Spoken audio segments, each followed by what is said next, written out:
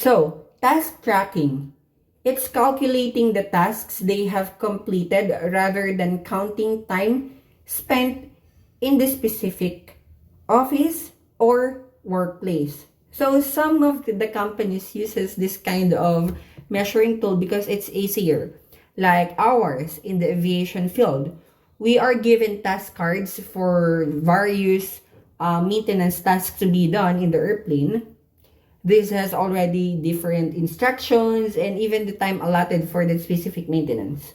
After we performed the needed maintenance on the specific aircraft, we will pass these task cards to the production or to the planner, and they will be able to analyze all the task cards if they are done, and they will be presenting this data via percentage, and we can see there how many percent of maintenance procedures is already done.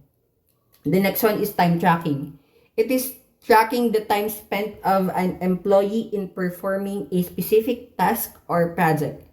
This can be used in different fields, especially in sports. For example, you are teaching a student how to swim, and they are saying in terms of sport, repetition is the tool for productivity. Now, let's talk about strategies to improve employee productivity.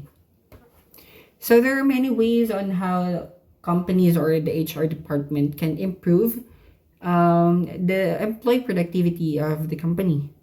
So, let's talk about that in detail. The first one in the list is, of course, to incentivize employees. Rewards after a job well done can sometimes inspire them to work even harder. Hindi ito yung mga ano lang ha, mga papitsa ng company, because I'm hearing this kind of incentives in different BPOs that after a job well done, their HR manager or their team leader will buy some pizzas. So let's be more innovative about this. Some of the companies are giving away cash bonuses or GCs or some buffet lunch in prestigious hotels, in 5-star hotels, or even a travel locally or abroad. In this kind of reward system, they will be able to work more, because when they're achieving personal goals, they are also achieving the goal of the company. The next one is allow flexible schedules. Different people are more productive at different times of the day. Actually, this flexible schedules was introduced during the pandemic because almost everyone, especially the corporate workers, the corporate employees, are working at their homes. So they are working from their homes. That's why these flexible schedules were addressed. So they are giving their time freedom for them to work at their own pace. But at least they should be working at least 8 hours a day, or if they need to extend, so they are being monitored through their gadgets. The next one is improve workplace condition. Like I've said in the ergonomics, temperature, air quality, lighting, and noise conditions in the workplace can affect the work concentration and productivity. Like I've said a while ago, some of the work from home employees are designing their own workstations. They are buying ergonomic chairs, swivel chairs, and they are buying these aesthetic tables and different aesthetic lampshades, mirrors. I mean, they are designing their vicinity, their workplace, that can improve their productivity. So the next one in the strategies is providing better employee training. Proper training can set their foot on the right step. Retraining can prevent small and basic mistakes. So in different fields, training is a must.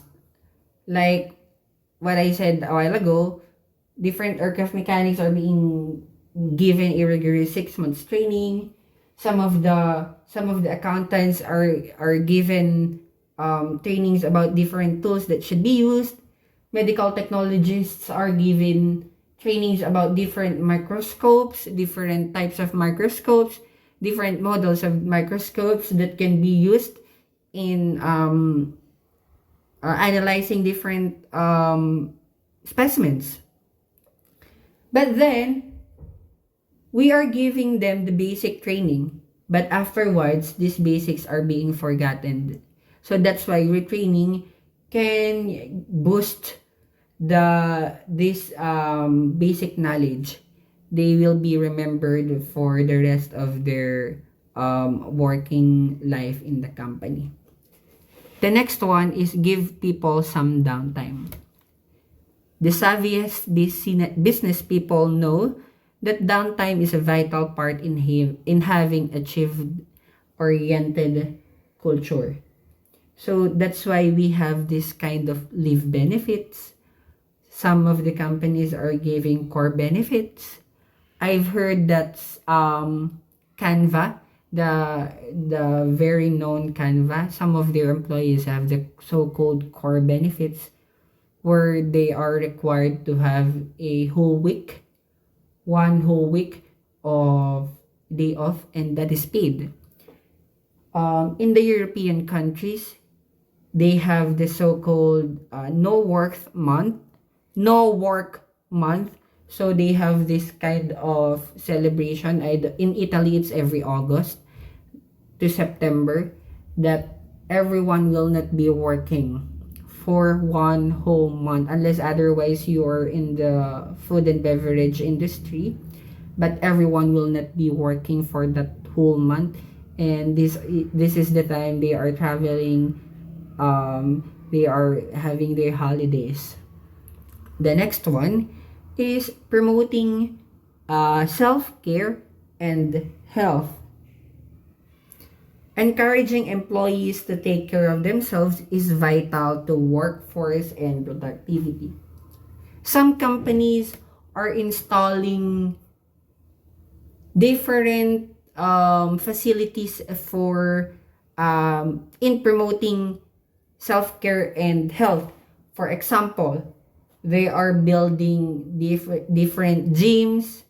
Sometimes they have basketball courts, badminton courts, and every year some of the companies have the so-called sports fest to give the people the health they need, the downtime they need. And this is also a way to promote camaraderie in different departments, in different organizations inside a single company. The last one is to create a friendly competition. Friendly competition can increase engagement. Some of the companies are giving top employee of the month, top marketeer of the month. And this, aside from the incentive, this boosts the morals of the employee that they are being rewarded via recognition. They are being given a recognition for their job well done.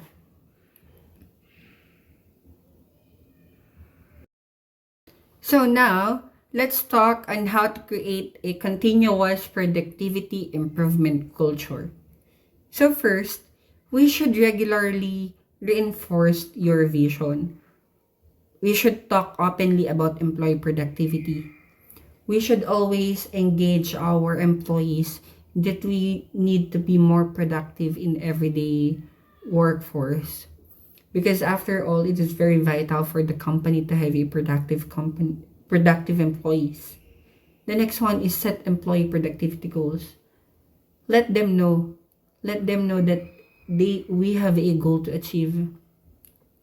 Identify areas where friction exists and take steps to address these roadblocks. So whenever they are having some trouble, whether it be on their computers or gadgets that are being used to perform daily jobs, or even to their workmates or to their managers, or even to the company itself. Everything should be addressed properly, accordingly, and according to labor code, for us to be more transparent in terms of our job. The next one is to encourage ownership of individual work and productivity levels. And by this, the small steps of the employee will have a greater impact on the company. The last one, let's talk about the importance of employee productivity. The first one, it improves overall profit. When employees' productivity increases, of course, they provide more products and services to the customers, hence producing more sales and generating more profit. This is the main goal of every company. It's to produce more profit. And if we have more profit, it is one of the major key indicator that our employees are being productive. The second one, increase employee motivation. When they feel productive and feel that they are contributing to the company, they gain sense of purpose and feel more motivated. The next one is improves customer service. High level of productivity results to having better employees, thus better customers interaction. When they are pumped up, especially in the service sectors of the company, when they are pumped up, when they feel valued, the customers are happy to the service that the employees are giving. And the last one, it creates a healthier work relationship.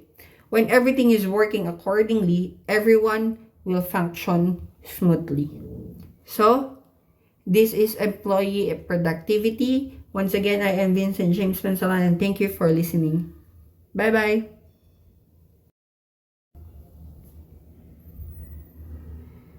Good day, everyone. Good day, Dr. Marmelo and my dearest classmates. I am Vincent James Ponzalan, and I will be tackling the 8th chapter of our subject, which is all about employee productivity. The past few years have been seen some major shifts when it comes to the way employees work. Employees are the building blocks of every company, whether it be in production like factories and production lines, or services like spa and hotels. After this discussion, we will able to relate productivity and standard of living, and we will know the factors affecting employee productivity. So, every first day of our job in certain companies, whether this will be our first job or second or third or our long-term job, we are being greeted, welcome to the team. We are joining an organization to participate in one goal, and that is to be able to achieve all the objectives of the company and to be productive. But first, let us define what is productivity. So according to many websites, these are some of the definitions. So let me read the most coveted definitions. The first one is, it is the amount of work produced by an employee in a specific period of time. The second one, these are the outputs efficiently achieved through inputs in a given amount of time. The third one, it is the ratio between the output volume and the volume of input. So as you can see, it is always being measured at the output within a specific period or given amount of time, because later we will talk about the formula about the productivity. It is always we have two different variables in terms of productivity. So outputs are very unique to different enterprises, but they can include any services or product you provide to the market. Well, on the other hand, inputs or productivity enablers tend to be similar across enterprises. This is composed of different things like teamwork, tools efficiency, workflows, and innovation. The next slide, these are the basic formula about the so-called workforce productivity at its best. Empowered people plus optimized processes and workflows plus maximizing the latest technology. Let's talk about this in detail. Let's talk about the factors affecting employee productivity. The first one is the so-called company culture. So company culture, this is where we are setting the work ethics of different people. We are mind setting all our employees. What is the goal of the company? What is the specific job of a specific person? So this is where we discuss different things all about the company and the working ethics of different individuals. The second one is the workplace ergonomics. This is all about the area that we are moving when we are working. Lighting can affect different things such as your computer. Even the temperature is a crucial part, especially if you are situated in a hot area, like in Central Luzon or even here in Manila. So temperature control is very important. Even your seat and table can affect your productivity in a day. Like now, there are many work from home employees that are buying their ergonomic chairs, ergonomic tables, and setting up their own workstations at their home, at their comfort of their home, and they're trying to buy different designs that can enable them to work efficiently. The third one is compensation and benefit. I just want to share this one. My boss tells me, all of us are working because we need money. All of us are working because we need to live a life. And compensation and benefits, this is where we see that we are valued. Compensation is like seeing how much is your value in a certain company. And in terms of benefits, there are so many things that we can give to our employees in terms of benefits. We can give them cash benefits, bonuses, even gift certificates or performance bonus. And these benefits can be extended to their families, such as housing allowance, educational subsidy. These benefits can be a tool for them to work more and to stay longer in the company. The fourth one is training. In terms of training, there are so many employees that they are thinking that they can't perform with their full potential because of lack of training. Actually, there are companies that are giving just 2 days of training, then you will be deployed to the production area. But there are companies like ours that we are given very extensive 6 months rigorous training. Just for these trainings are classroom trainings, practical trainings, and OJT before we are being employed to the production area. There are critical work or tasks that require more training than others. The next one is all about health and wellness. Nowadays, mental health is top priority in every company. There are so many projects from different company. They are producing psychometricians and psychologists to talk to their employees because a puzzled mind cannot perform well. The last one is the equipment and technology. Equipment and technology, we should maximize the tools and equipment and engage them, engage the employee. Sometimes we have this kind of stigma that boomers or Generation X or these people who who are 40s and above are not very techy. So we should devote ourselves in teaching them. They should be very well engaged in using this technology because nowadays technology is everywhere, especially in the workforce. So now let's proceed to measuring employee productivity. So the basic formula for measuring the employee productivity is output divided by input, and that is equals to productivity. So there are many ways to compute for our employee productivity. So let's talk about that one by one. The first one is the qualitative method. Qualitative method representing the productivity by numbers of products an employee makes during a particular period of time. So we can see this qualitative method in factories. They are producing numbers of goods. For example, a noodle company. They are producing thousands of packed noodles in just 8 hours. And this is, we can see the numbers being produced. So that is qualitative method. We have a certain number that we can see. The next one is the objective method. Objective method, evaluation of productivity based on how well employees are able to meet the set objectives.